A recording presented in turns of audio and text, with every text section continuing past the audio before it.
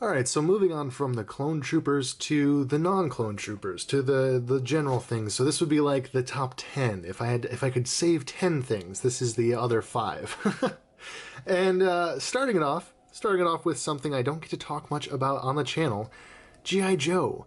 And this is a classic recondo from probably the 80s or 90s, I really don't know. Looking at his leg there, it's 1984. So there you go. I was not alive at that time to get this figure, but I actually had him as a kid. He was extremely beat up because I played with him all the time. All the brim of his hat was broken off because I just, I had battles with this figure. I used it as a toy, and so I finally got a good version of it because I no longer have that childhood one. Chef Toy RD over on Instagram, I don't remember if he traded me this or if he sold it to me, but either way, I appreciate it so much because it's in perfect condition. It's got all of his accessories, and yeah, there was just so many fond memories playing G.I. Joe with my older brothers, and they gave me my first recondo, and I don't know what happened to that one, but this one is like the pure representation of that because it's in its original condition. Moving from G.I. Joe to Halo, something that is very beloved on this channel by me and many of you, we have this guy. This is a Mcfarland Halo Reach figure. I don't really have too many of the Halo Reach Mcfarland figures because I really don't like the articulation on them. They're janky. They're not as good as the Halo 3 figures in my opinion, and I try to collect the Halo 3 ones. The Reach ones, I only collect certain ones, and this is one of the certain ones because using the steel armor pack that they made back in the day, I was able to make what is essentially my multiplayer Halo Reach character from back in the day. Gungnire helmet, Scout chest plate, Scout shoulder pad, and Commando shoulder pad over here, with the Gungnire knee pads, and I always had my Spartan as a gray Spartan back in the day. So this is basically my multiplayer Spartan, and I was really glad that they made something like that where I could actually, piece it together. And yeah, so I'm really pleased to have this. I'm pleased to have a version of my multiplayer Spartan. Someday I would like to have the Halo 3 version of my multiplayer Spartan, but I just don't have enough of the Halo 3 multiplayer characters yet. There are a lot of fond memories playing Halo back in the day, and even today. I still play it to this day, but just all the late nights with my friends, we would have game nights where we would stay up till like 5 a.m. at each other's houses playing Halo Reach for just hours on end, and Halo 3, but there's so many good memories there. Halo is such a big part of my childhood, perhaps in some ways more so than Star Wars. And yeah, it's nice to have that represented like that. Next on this list is another 1/6 scale figure, and I have never really shown this guy on the channel before, but this is my 1/6 scale DID, that's the brand, DID, Lance Corporal William. Basically, it's the guy from the movie 1917. It's a World War I British soldier.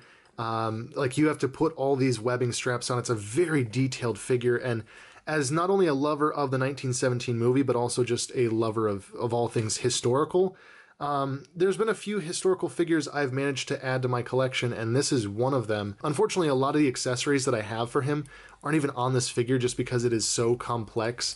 And yes, I did accidentally snap his one wrist joint. I'm still trying to replace that, but yeah, I love the DID brand. I've been wanting to get more of these, maybe some more World War II figures.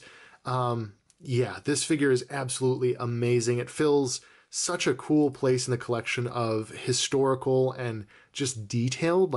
This is made out of what I think might actually be leather or faux leather.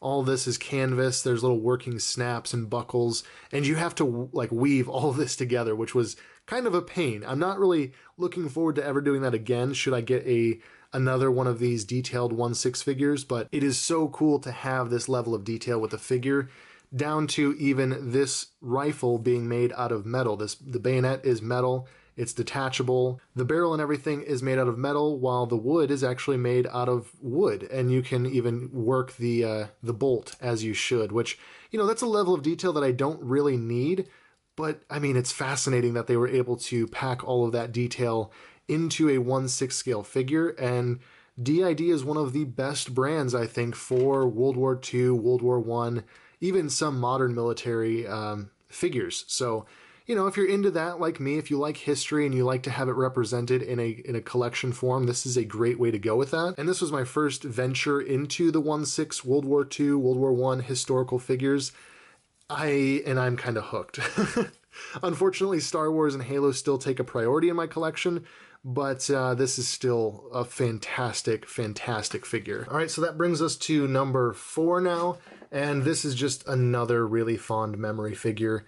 Here we have one of the Halo 3 Mcfarland figures. This is the CQB Spartan, and as you can see, he's in pretty rough shape, you know? He's got Sharpie coloring his shoulder pads, chest plate, and helmet. He's got scratches across his visor, and yeah, this is another one of those ones that I customized as a kid, but this has another fond memory attached to it. This is a figure that I got for my 12th birthday. One of my birthday parties, a friend gave this to me as a gift, and that was when we first started playing Halo together. And although he and I aren't really close anymore, it's still a good memory, just like that figure back there, of all the time spent playing with all sorts of different friends, playing Halo, Halo 3, Halo Reach, Halo 2, you know.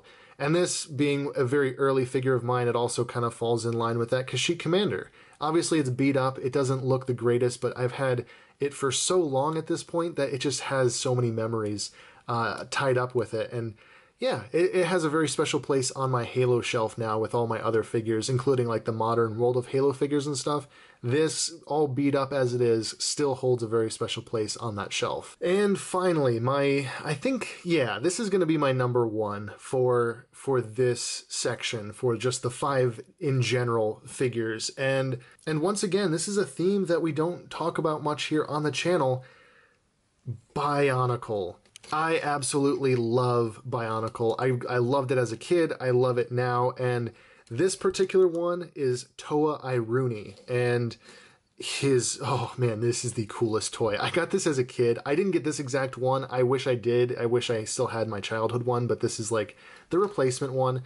But Toa Iruni was just one of the coolest designs I ever saw as a kid growing up. The gold armor mixed with that green body was such a cool contrast.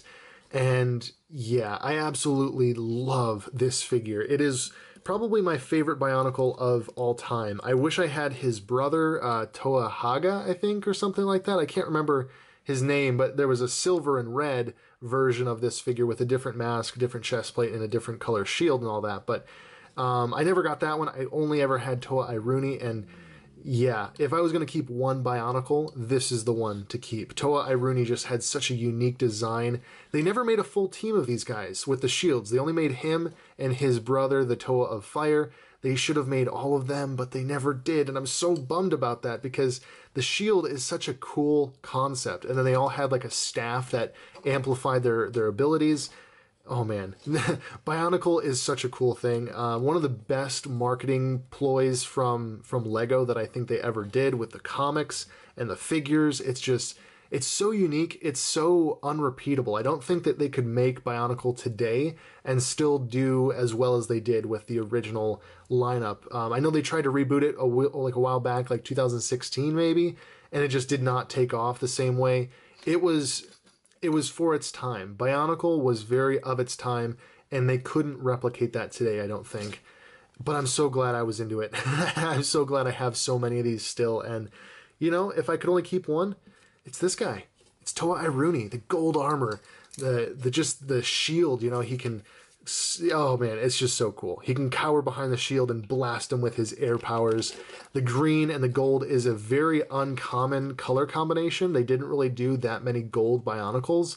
And yeah, I wish I could talk about Bionicle more on the channel, but I just don't know, you know, what to do in terms of content because they're not in stores anymore. So like, you know, doing reviews of them is kind of weirdly outdated in a way. I don't know, but yeah, this is the one figure of my top 5 figures in general that I would keep, given some hypothetical circumstance. Again, you know, this would be the one. This and my Commander Dubria back there. Those are my 1 and 2 picks. Honestly, this is such a cool character, and I remember, like, you know, as a kid building Bionicles, this is the one that I never took apart. I never customized it. It was always just Toa Iruni with the gold armor, and I think I even tried to make like his other Toa brethren. You know, I tried to make one that was red and blue and like all the different colors, but nothing ever beat him. Nothing could ever really beat that design. So there we have it. This is my lineup, my top 10, if you will. And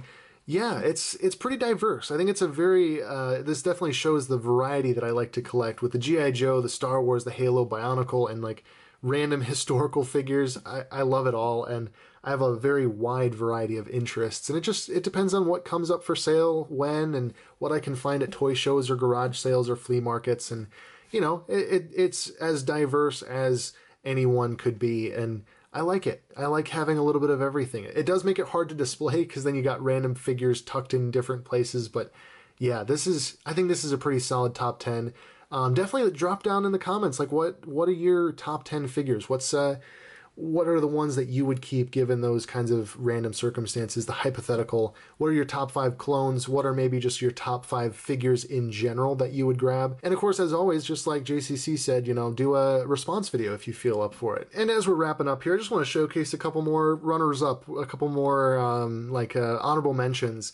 One of which is the 91st Reconnaissance Lego Clone Trooper from like 2005. This was one of the very first, actually this was the first Lego Clone Trooper I ever had, so it holds a very special place in my heart. It just unfortunately didn't make the list because it just didn't. But it's an honorable mention, just like the 41st Landing Platform Commander. It's an honorable mention, still a very fun figure and one that is just special. And then, you know, I kind of had a hard time picking between these 3 G.I. Joes, Recondo, Dial Tone, and this Viper. These 2 are actually the ones that I had as a child, which goes to show why they're so jiggly.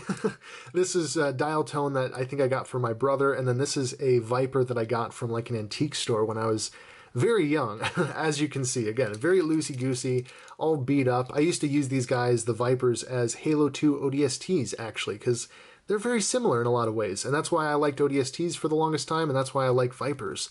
I actually kind of hope Classified makes this Jungle Viper. That would be absolutely amazing, but these 2 were just honorable mentions because I didn't have as good of a memory with these 2 as I did with Recondo. That was just such a classic figure, so while these 2 are cool and I still love having them in my collection, Recondo won out in the end. But anyways, there we go. That's the video, guys. I hope you like it. I hope it didn't ramble on too long. As always, like, comment, subscribe if you feel so inclined. You want to stick around on the channel for more toy-related content and reviews. You know, I do all kinds of different stuff on here. I hope you enjoy it.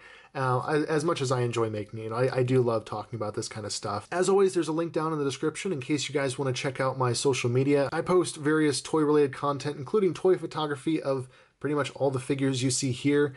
Just stuff like that. If you want to follow me down there, it would be awesome. And yeah, there you go. Thank you guys so much for watching. As always, have a wonderful evening, noon, or night, depending on when you watch this video. Be kind to one another, and I will catch you all in the next video.